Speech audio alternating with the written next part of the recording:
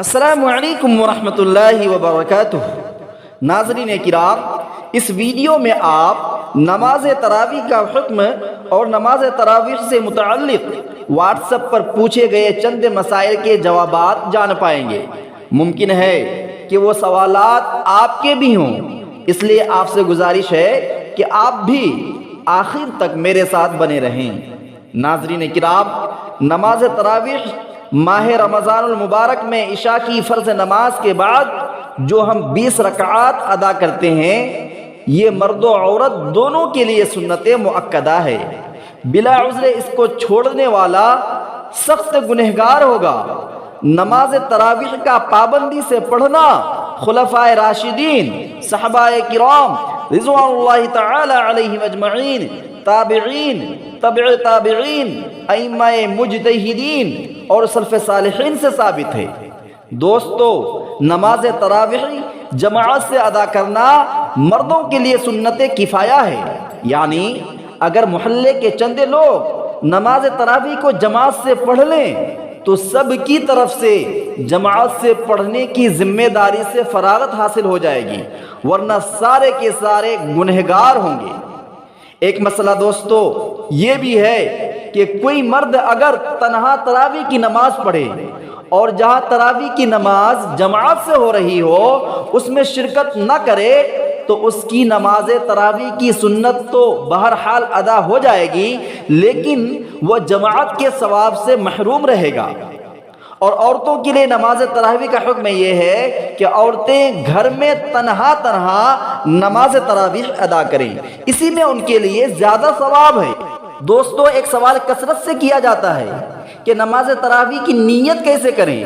تو اس سلسلے میں مختصر سا جواب یہ ہے کہ دراصل نیت دل کے ارادے کا نام ہے، تو لہٰذا کوئی شخص اگر تراویح کی نماز ادا کرتے ہوئے دل میں یہ نیت کر لے کہ میں تراویح کی نماز پڑھ رہا ہوں تو اتنی نیت بھی کافی ہے۔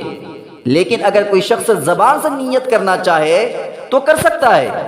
تو تنہا نماز پڑھنے کی صورت میں اس طرح سے نیت کرے کہ میں 2 رکعت نماز تراویح پڑھنے کی نیت کرتا ہوں، اور جماعت سے پڑھنے کی صورت میں نیت یہ کرے کہ میں 2 رکعت تراویح کی نماز امام کے پیچھے پڑھنے کی نیت کرتا ہوں۔